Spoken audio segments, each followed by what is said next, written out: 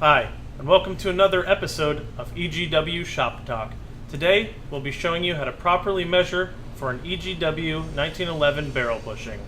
Some of the tools that you'll need for this: a set of precision calipers, your 1911, an optional bushing wrench, and an EGW slide bore gauge.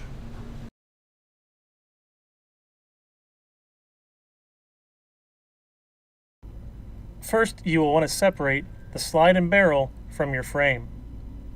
If you're not sure how to do this, check out our video on how to field strip a 1911. The link is right here.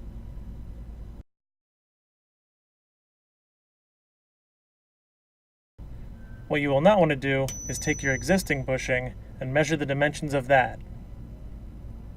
This will give you an inaccurate reading for what you need and will give you no advantage of ordering a new bushing. Scrap that idea.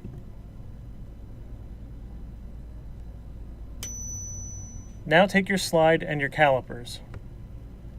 Measure the inside of your slide. This slide measures 6.99. You can also take your EGW slide bore gauge and use that to measure. Push the gauge in until it stops. The gauge has 4 different measurements: 6.99, 701, 703, and 705. Then take your barrel and your calipers and measure the outside. This one measures 5.805.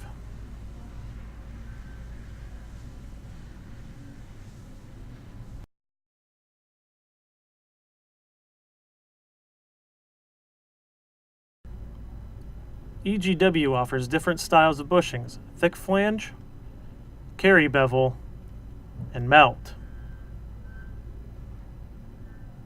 We also have the GI and Commander style. The bigger one is the GI, the Commander is the shorter one. Please abide by all shop rules.